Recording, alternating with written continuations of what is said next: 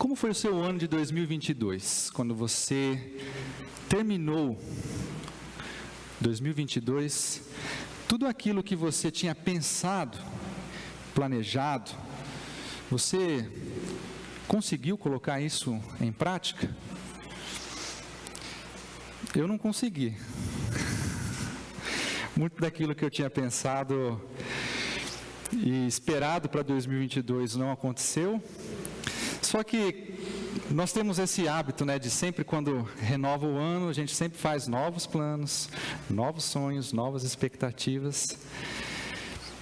E com certeza, tenho certeza, que neste ano de 2023, muitos desses planos que eu fiz também não vão se concretizar. Porque às vezes não está na vontade de Deus, E os planos de Deus são diferentes dos nossos. Mas, mesmo assim, creio que a gente pode ter a certeza de que a misericórdia e a graça de Deus continuam sendo derramadas sobre nós neste ano de 2023. E esses planos de Deus que nós às vezes ainda nem sabemos, nem conhecemos, às vezes sabemos, parecem impossíveis. Já teve essa impressão? Será que a gente vai conseguir alcançar esse plano, esse intento, esse sonho? Parece tão distante. Mas, por mais impossível que esse sonho pareça, este plano, Deus nos chama para nós nos prepararmos para a ação dele nas nossas vidas. E essa preparação, ela passa principalmente, ou eu diria, excepcionalmente, por nós termos um relacionamento com ele. E esse relacionamento que nós desenvolvemos, e vamos desenvolver com ele neste ano de 2023, passa também por promessas que Deus fez para nós. E é sobre isso que eu quero falar com os irmãos nesta noite. Sobre este mais um ano que nós estamos vivendo, recebendo essa misericórdia e graça de Deus, caminhando neste relacionamento com Ele e almejando essas promessas que Deus fez. E é com base no texto de Isaías 54 que eu quero meditar com os irmãos nesta noite. Convido então os irmãos a abrirem suas Bíblias no texto de Isaías 54.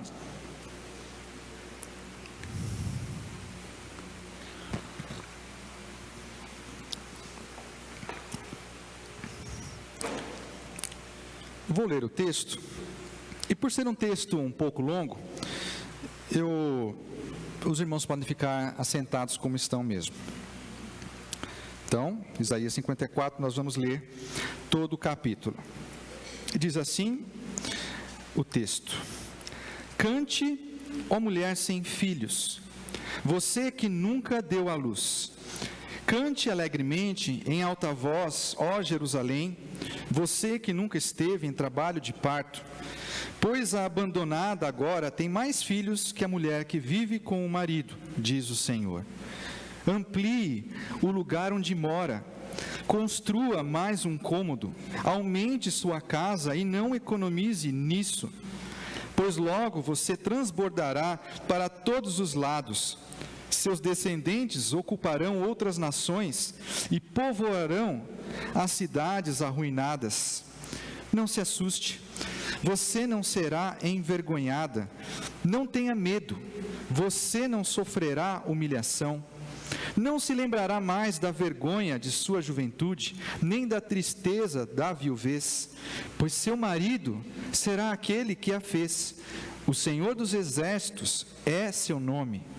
Ele é seu Redentor, o Santo de Israel, o Deus de toda a terra. Pois o Senhor a chamou de volta de seu lamento, você que era como uma jovem esposa abandonada, diz o seu Deus. Por um breve tempo eu a abandonei, mas com grande compaixão a receberei de volta. Num ímpeto de fúria, escondi meu rosto de você por um momento, mas com amor eterno terei compaixão de você, diz o Senhor, seu Redentor. Assim como jurei no tempo de Noé, que nunca mais cobriria a terra com um dilúvio, agora juro que nunca mais ficarei irado com você, nem a castigarei. Pois ainda que os montes se movam e as colinas desapareçam, meu amor por você permanecerá. A aliança de minha bênção jamais será quebrada, diz o Senhor, que tem compaixão de você. Ó cidade açoitada por tempestades, aflita e desolada, eu a reconstruirei com pedras preciosas e edificarei seus alicerces com safiras. Farei suas torres de rubis cintilantes, seus portões de joias brilhantes, seus muros de pedras preciosas.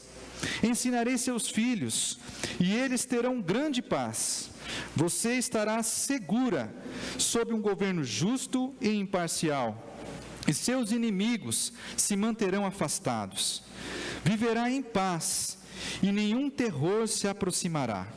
Se alguma nação vier lutar contra você, não será porque eu a enviei. Todos que a atacarem serão derrotados.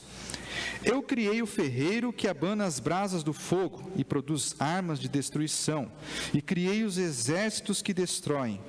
Naquele dia, porém, nenhuma arma voltada contra você prevalecerá. Você calará toda voz que se levantar para acusá-la. É assim que o Senhor agirá em favor de seus servos, e eu lhes farei justiça. Eu, o Senhor, falei. Vamos orar? Pai bendito, te agradecemos pela oportunidade de estarmos aqui na tua presença. Que esta tua palavra fale conosco. É a nossa oração, em nome de Jesus. Amém. Esse texto de Isaías, ele está dentro de uma divisão do livro muito interessante. Do capítulo 40 até o 55, é um pedaço do livro de Isaías que o tema principal é a manifestação da glória de Deus. Aqui é falado sobre esse grande consolo que um povo que estava longe da sua terra, afastado da sua cidade principal, vai ser consolado. Inclusive, alguns comentaristas falam que essa parte de Isaías é chamada de o livro do consolo. Então, essa situação que é desfavorável para o povo, chamada exílio, que nós já tantas vezes estudamos, ela está para ser desfeita. Nesses capítulos que compreendem, essa parte do livro de Isaías, o exílio está para acabar. E é interessante que Isaías, ele usa uma linguagem para transmitir a mensagem, ele usa uma linguagem baseada em símbolos, em imagens que mostram para nós e para aqueles que estavam ouvindo esta profecia, para trazer essas imagens que vão tocar ao coração do povo. Então, nós vamos ver, neste capítulo, muitas imagens que Isaías usa para transmitir essas mensagens, essa mensagem para o povo que está lá na frente, lá no futuro, pronto para voltar do exílio, sair do exílio e voltar para a sua terra. Então, é nesse contexto, nesse formato, que nós lemos esta mensagem que Isaías transmitiu. Para nós compreendermos este texto e apreendermos o que Deus quer nos transmitir, eu dividi ele em 3 pontos.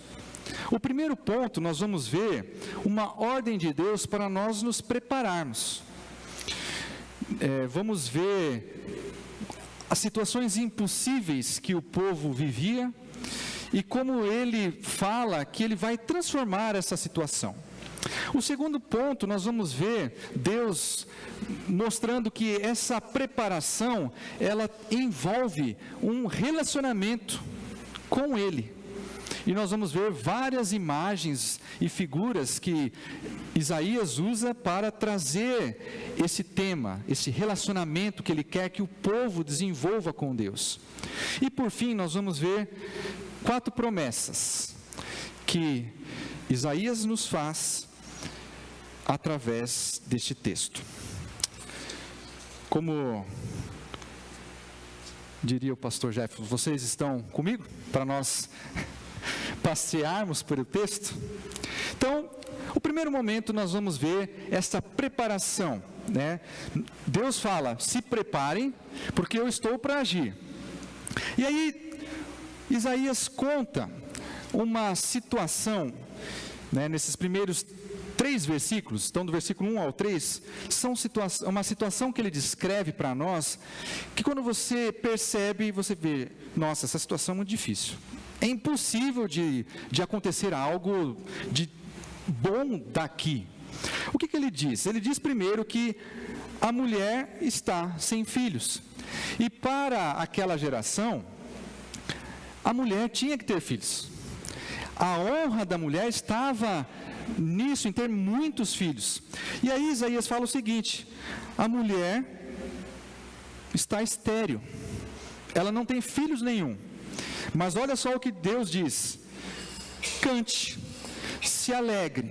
Você, mulher que está estéril, que não tem filhos, se alegre, cante, porque você vai ter muitos filhos.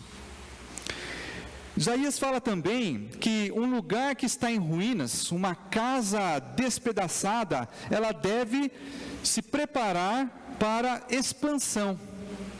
Uma casa sem muros, sem telhado, deve se preparar para expandir, porque logo vão ter tantos moradores dentro desta casa, que não vai ter lugar, não vão ter quartos suficientes para abrigar todos eles. Então, comece já a construir. E olha o que o texto diz: não economize nisso. Construção é cara, né? E olha o que Deus diz: não economize na construção. Expanda o quanto puder.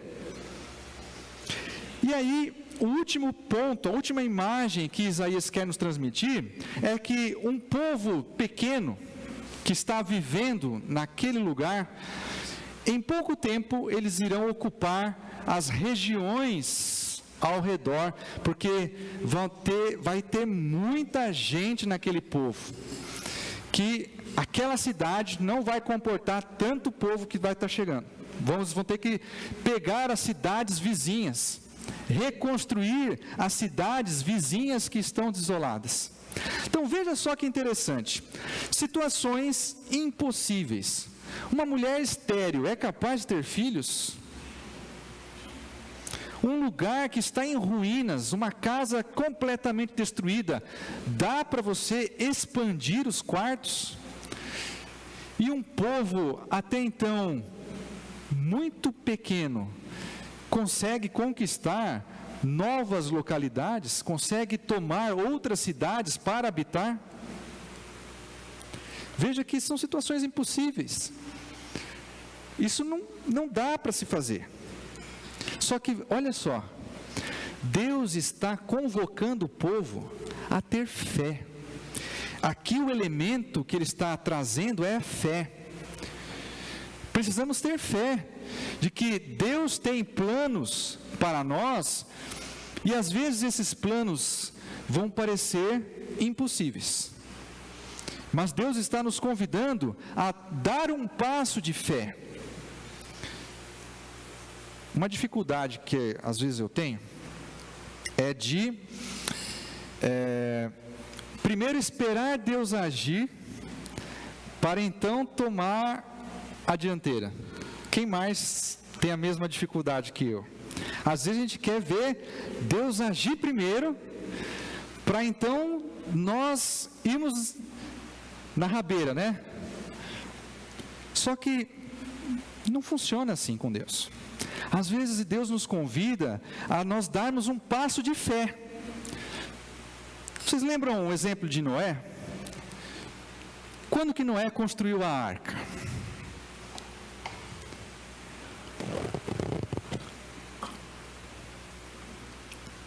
Antes do dilúvio ou quando começou a chover?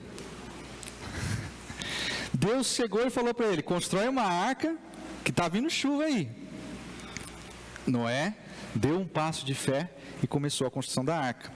Moisés, quando está de frente para o mar e o exército do faraó está correndo atrás dele para exterminar com o povo, ele faz uma oração a Deus, e aí Deus fala: por que clamas a mim? Diga aos filhos de Israel que marchem, vão para frente, começa a marchar. E é só depois que o mar se abre. Vamos tomar o exemplo da nossa igreja. Quantos membros nós temos mesmo? Acho que 70, né? Nós estamos construindo um templo para mais de 200 pessoas. Estamos dando o nosso passo de fé, que pela graça de Deus, esses 200 lugares logo, logo serão poucos.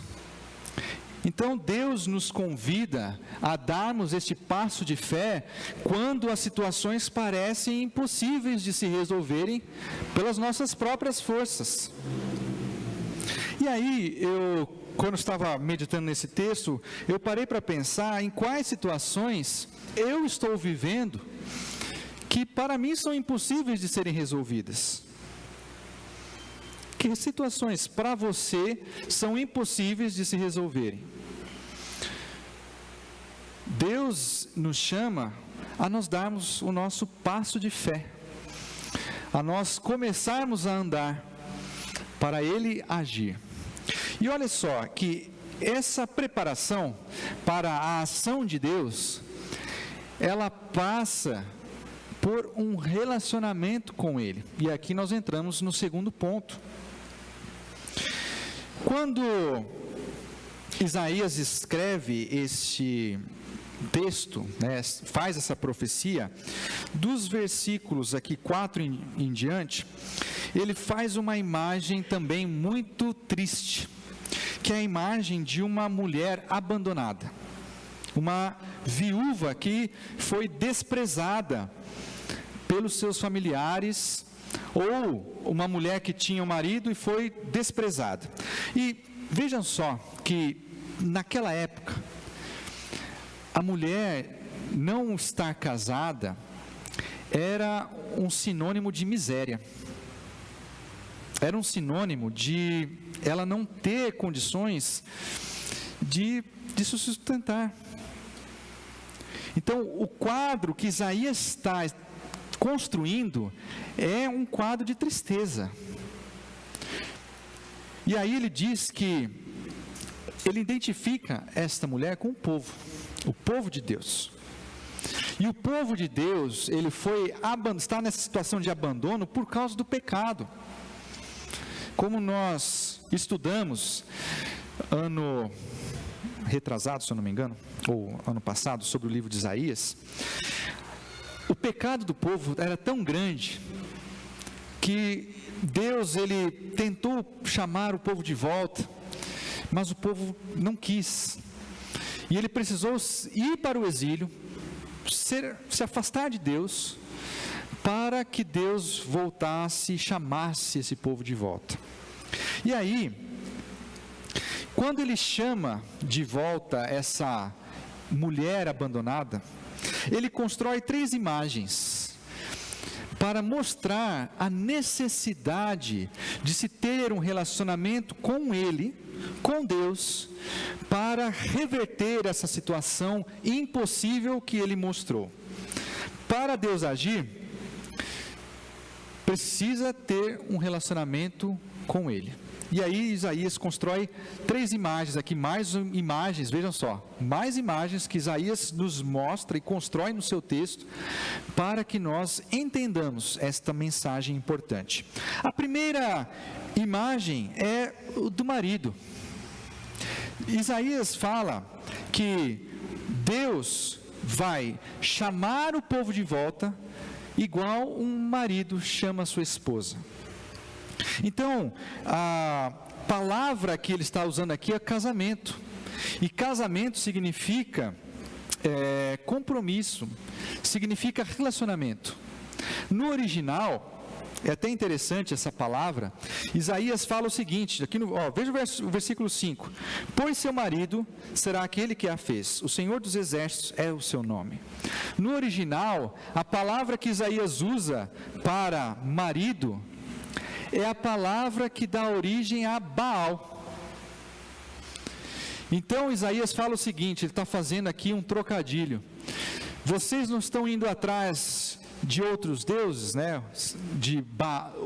Vários Baais, vocês não pegaram o Baal de outras nações para ser o Deus de vocês? Pois é, pois o seu Deus, ele é o seu Baal. O Deus dos exércitos, ele é o seu marido, ele é o seu dono. Baal significa dono, marido, e dependendo do contexto ele vai ter esses significados diferentes. Então o que Isaías está dizendo é: vocês foram atrás de outros senhores, de outros maridos, mas o seu verdadeiro marido é o seu Deus, o Senhor dos Exércitos. Esse é o seu nome. Por várias vezes nós já vimos como o casamento ele é usado como uma forma de descrever o relacionamento de Deus com o seu povo. Por exemplo, em Oséias, nós já lemos que Deus é o marido traído. E aqui, essa expressão de relacionamento, ela envolve fidelidade. Deus deseja fidelidade do seu povo. Deus deseja que nós sejamos fiéis a Ele. Existem algumas coisas ou bênçãos que vêm só por conta da fidelidade, só por conta de nós estarmos nesse relacionamento com Deus. Por exemplo, existem algumas coisas, alguns agrados que eu só faço para minha esposa. Levar uma flor, um chocolate, a atenção que eu dou para minha esposa eu não compartilho com ninguém. E existem algumas bênçãos que nós só encontramos quando nós estamos neste relacionamento com Deus. Deus Ele é gracioso com todos. Ele abençoa, a Bíblia vai falar que Ele abençoa toda a humanidade. Muitas pessoas nasceram, muitas pessoas continuam vivas, muitas pessoas continuam com bens, com posses, mas existem algumas bênçãos que somente aqueles que estão num relacionamento íntimo com Deus vão ter. E Ele está nos chamando para nós termos esse relacionamento, porque Ele deseja compartilhar essas bênçãos conosco. E o interessante, o texto vai dizer que mesmo quando há infidelidade, Deus está pronto para nos trazer de volta. Mesmo quando nós somos infiéis a Ele, Deus está pronto para restaurar esse casamento que Ele teve já conosco. Mesmo quando nós somos infiéis, quantas vezes nós já não fomos infiéis a Deus?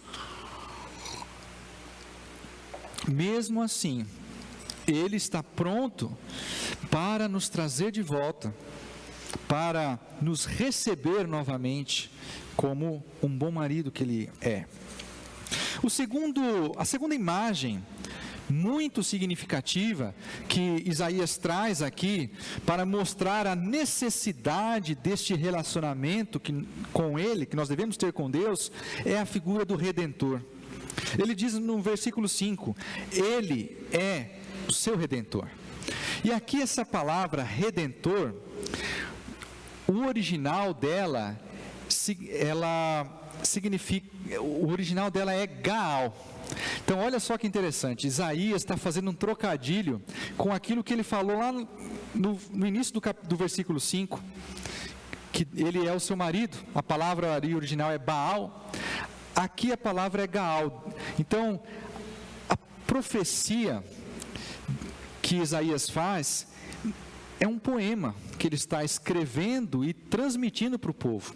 Ele está trazendo essas imagens e usando palavras similares para que as pessoas que ouvissem ficassem assim: nossa, que texto bonito que Isaías compôs para nos transmitir essa palavra.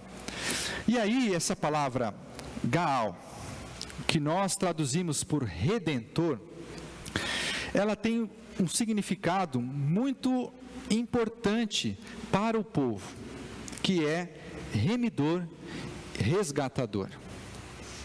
Você certamente vai lembrar de um grande exemplo na Bíblia de resgatador, de remidor, que é Boaz. E o texto lá, você depois pode ler o texto de Ruth, que é um texto também lindo de se ler. Ele vai falar que o resgatador, o remidor, ele era um parente próximo que, quando sabia que essa pessoa se encontrava numa situação de miséria ou de escravidão, ele tinha a obrigação de ir lá e trazer essa pessoa para perto, ou seja, resgatar essa pessoa da escravidão, trazer essa pessoa que estava numa situação de miséria para uma situação de dignidade. Então, o que Isaías está dizendo é o seguinte: vocês estão presos no pecado, vocês estão afastados de Deus, mas Ele vai agir com vocês como um resgatador. Ele quer trazer vocês para perto, não quer que vocês fiquem longe, não quer que vocês fiquem afastados dEle. Ele vai agir como um grande redentor. Então, essa forma como Isaías traz esta imagem é maravilhosa, maravilhosa mesmo. Por fim, a terceira imagem que Isaías traz para mostrar a necessidade de termos um relacionamento é a figura a imagem do Santo de Israel. Ele vai dizer: Ele é o seu Redentor, o Santo de Israel, o Deus de toda a terra. E aqui, essa expressão, Santo de Israel, Isaías usa por todo o seu livro. Já no primeiro capítulo, se você quiser ver, lá em Isaías 1,4, Isaías já usa essa expressão, o Santo de Israel. E é interessante que ele usa essa expressão, e a gente sabe por quê, só que só no capítulo 6. Isaías foi chamado por Deus e viu o trono dele glorioso, com anjos cantando: Santo, Santo, Santo é o Senhor. Então Isaías usa essa expressão, o Santo de Israel, para mostrar que, primeiro, Deus, ele é diferente de nós. A santidade de Deus mostra que Ele é muito diferente daquilo que Ele criou. Nós somos mentirosos, Deus não. Nós voltamos atrás nas nossas promessas, Deus não. Nós não queremos, às vezes, o bem. Deus sempre quer o bem. E Isaías usa também essa expressão, o Santo de Israel, para mostrar algo muito interessante. Por exemplo, Você tem amigos? Todos temos amigos? Todos têm amigos. Agora, você tem amigos com qualquer pessoa? Ou só com aquelas pessoas que são muito preciosas para você? Nós tendemos a ter amizades com pessoas que são valiosas para nós, pessoas que são únicas do nosso ponto de vista. Queremos ter amizades com pessoas que são muito especiais. E aí Isaías está dizendo o seguinte: Deus é santo, e a santidade de Deus mostra que Ele é único na face da terra. Não existe ninguém como Deus, não existe ninguém mais santo, não existe ninguém comparável a esse Deus.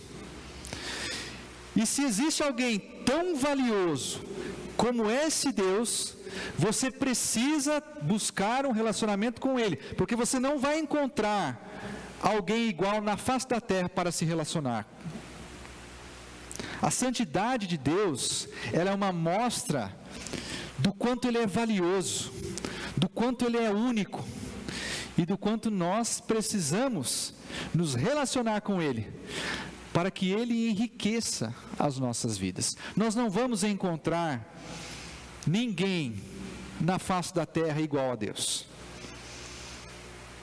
Então, nós precisamos buscar nele este relacionamento. Precisamos buscar nele essa forma de enriquecer as nossas vidas. Então vejam que Isaías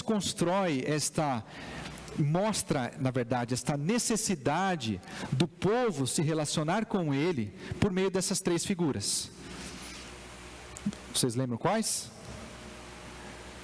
O Redentor, o Santo de Israel e, até eu esqueci, o marido, o casamento. Por fim, nós vamos entrar aqui agora na terceira parte deste texto. Deus faz 4 promessas para nós. Então nós vimos que a situação que existia era uma situação impossível de se resolver, mas nós somos chamados a nos relacionarmos com Deus para Ele agir e transformar essas situações impossíveis. E aí Deus faz 4 promessas, que nós vamos ver no restante do texto. A primeira promessa é a promessa da misericórdia. Acompanhe comigo o versículo 9 e o versículo 10. Ele diz assim: ainda que os montes se movam e as colinas desapareçam, meu amor por você permanecerá. A aliança de minha bênção jamais será quebrada. Vejam só que a imagem que Isaías constrói é agora de uma montanha. Está lá no versículo 10. E existe algo mais estável na natureza do que uma montanha? Você por acaso já passou assim do lado de uma montanha e aí na semana seguinte você passou e tinha uma montanha aqui e sumiu? Não existe nada mais estável do que as montanhas, as colinas. Mas veja só a promessa: ainda que os montes se movam e as colinas desapareçam, o meu amor por você não vai sumir, ele vai continuar. E aqui, amor é a mesma coisa que misericórdia, tá? Misericórdia e amor têm o mesmo significado no texto. Jeremias vai dizer que, nós inclusive lemos o texto agora, pouco, as misericórdias do Senhor se renovam a cada manhã. Então, a cada manhã, a misericórdia de Deus por nós, o amor de Deus se renova. Nós não perdemos nada da misericórdia de Deus. E é interessante que ele diz no versículo 9: assim como jurei no tempo de Noé, que as águas do dilúvio não voltariam a encher a terra, o meu amor por você vai continuar. Eu não vou continuar irado. A minha misericórdia sobre você vai ser perene. E aí ele usa também a palavra aliança, que para o judeu tem um significado muito importante. A aliança, nós podemos entender como compromisso, como contrato. Deus fez uma aliança com o povo, Deus fez um compromisso, só que o povo não cumpriu essa aliança. E aí Deus diz o seguinte: essa aliança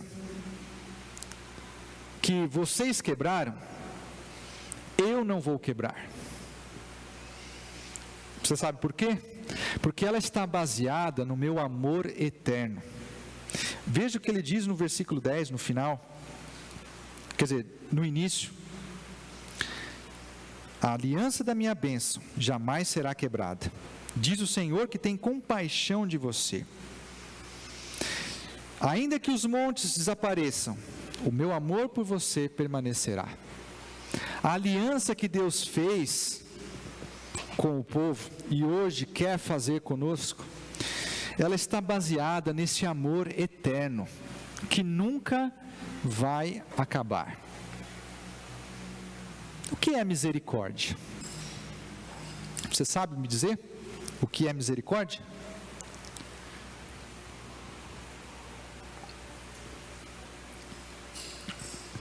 Misericórdia é você não receber aquilo que merece. E o que o povo merecia, o que nós merecemos pelos nossos pecados, merecemos a morte, merecemos a separação eterna de Deus. Mas a misericórdia dele não nos dá aquilo que merecemos. E essa misericórdia, como diz o texto, ela se mantém, ainda que os montes desapareçam. A segunda promessa que Deus faz é a promessa da graça. Veja o versículo 11 e 12. Ele começa a dizer que a cidade de Jerusalém, que antes estava em ruínas, destruída, em pedaços, queimada, ela vai ser reconstruída. Mas se você ler o texto, não é com tijolo, argamassa, pedras. Deus vai reconstruir a cidade com os melhores materiais que existem. Ele vai usar pedras preciosas, rubis, safiras, para reconstruir a cidade. O povo havia sido infiel, o povo havia rejeitado a Deus. A cidade, aqui representando o povo, ela havia rejeitado a Deus, e por conta dos seus pecados ela foi destruída.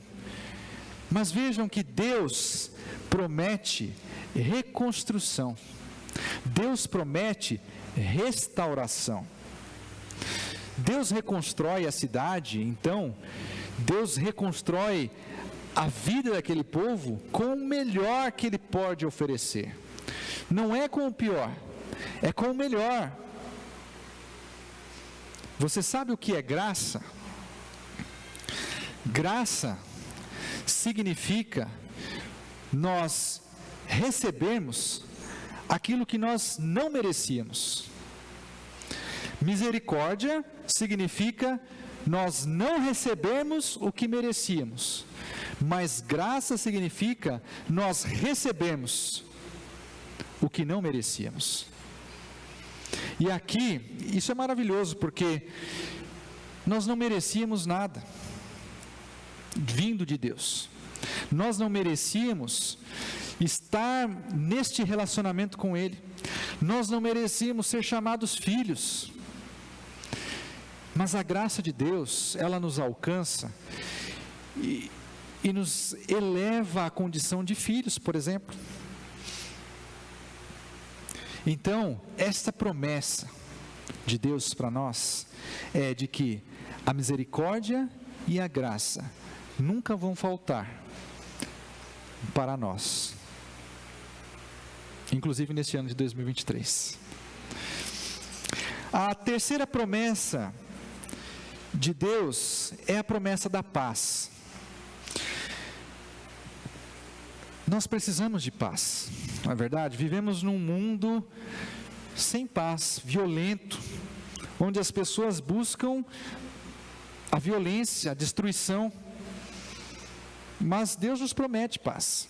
Só que essa paz que Ele nos promete, ela está relacionada com o ensino, a instrução que Deus vai nos dar.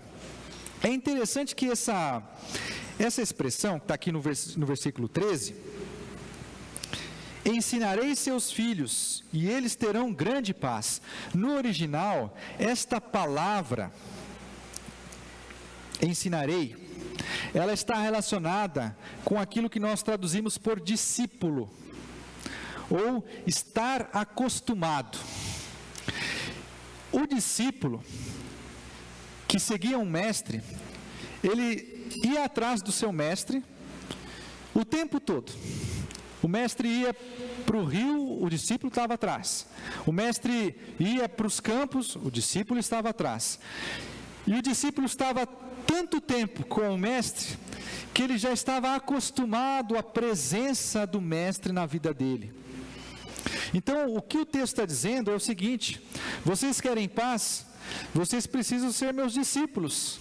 Vocês precisam estar comigo, andando atrás de mim, tanto tempo, que vocês vão estar acostumados comigo.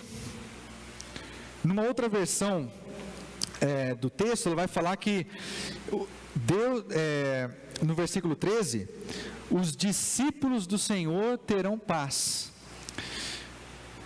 Então, a paz aqui no texto, ela depende do quanto nós estamos andando com Deus, o quanto nós estamos nos acostumando com quem Deus é. Só assim nós vamos alcançar a paz. E o que é a paz? A paz para o judeu, ela tem uma amplitude tão grande, que elas têm um significado gigantesco, ela tem um significado enorme. A paz não significa apenas ter tranquilidade, mas ela significa bem-estar, ela significa felicidade, saúde, prosperidade, segurança. Por isso que a saudação do judeu, quando ele diz shalom, ele não está dizendo apenas paz seja com você, ele está dizendo que a sua vida seja próspera, que a sua vida seja feliz, que a sua vida seja segura, que a sua vida tenha muito bem-estar. E Deus promete para nós esta paz, se nós formos os seus discípulos. E aqui, eu preciso falar um negócio, que é o seguinte: discipulado dura só agora para os irmãos que vão batizar, né? Só eles que vão fazer discipulado. Discipulado é para a vida. Nós nos tornamos discípulos de Jesus quando nós aceitamos a Jesus. Receberemos o diploma de conclusão desse discipulado quando? Nunca. Porque até na eternidade, nós vamos continuar conhecendo e aprendendo mais de Deus. Discipulado é para o resto da vida. Portanto, nós temos que continuar sendo discipulados enquanto aqui estivermos, porque lá na eternidade, quem vai nos discipular é o próprio Deus. A quarta e última promessa que Deus faz é a promessa da justiça. Também nos versículos finais, de 13 a 17, isso está em todo o texto, ele vai falar que aqueles que estiverem nesse relacionamento com Ele, experimentarão a justiça. Ele até diz, um governo justo e imparcial. Quantas injustiças nós já sofremos? Muitas, não é verdade? Muitas injustiças. Quantas injustiças nós já praticamos? Muitas também. Quantas vezes nós não julgamos e praticamos injustiças na nossa fala, nos nossos pensamentos, nas nossas atitudes?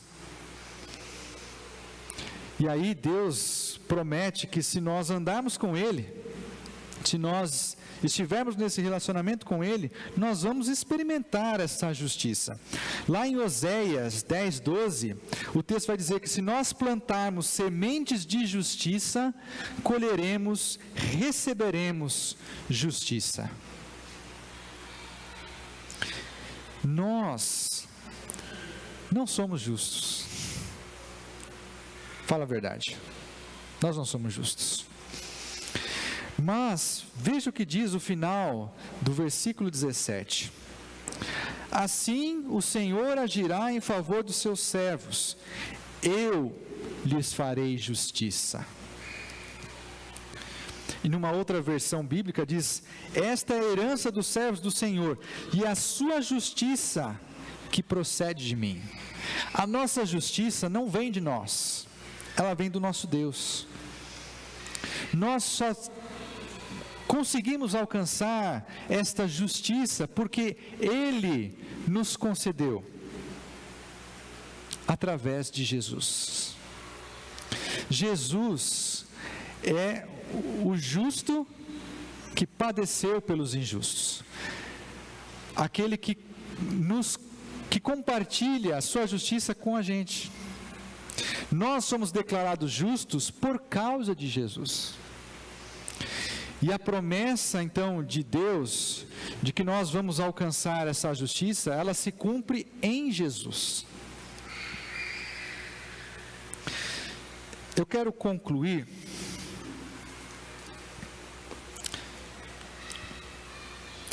falando para você que neste ano de 2023, que os nossos sonhos, expectativas, planos, sejam dirigidos por Deus, que nós nos lembremos que mesmo que eles não se realizem, a misericórdia e a graça dele se mantém sobre nós. Que nós nos preparemos também para receber esse impossível que Deus preparou para nós, esse plano extraordinário que Ele tem para nós. E essa preparação, ela passa nesse relacionamento com Ele, que nós nos acheguemos a Ele, que nós busquemos esse relacionamento igual um casamento, igual nós vimos aqui, essa figura do resgatador, o Salvador, igual alguém que possui muito valor, e que nós nos lembremos que Ele nos promete 4 coisas, quando nós estamos neste relacionamento com Ele: misericórdia, graça, paz e justiça. Vamos orar? Senhor nosso Deus e Pai, te agradecemos, porque o Senhor tem planos para nós, planos que nós nem imaginamos. Obrigado, Senhor, porque o Senhor deseja que nós tenhamos este relacionamento contigo, e é maravilhoso nos relacionarmos com o Senhor, conhecemos mais da tua pessoa. Agradecemos, ó Pai, por estas promessas que o Senhor nos dá. Agradecemos pela tua misericórdia. Ó Pai, quantas vezes nós merecíamos receber a punição, mas o Senhor não nos deu. Obrigado pela tua graça. Ela é muito maior do que os nossos pecados. Nós recebemos algo que não merecíamos.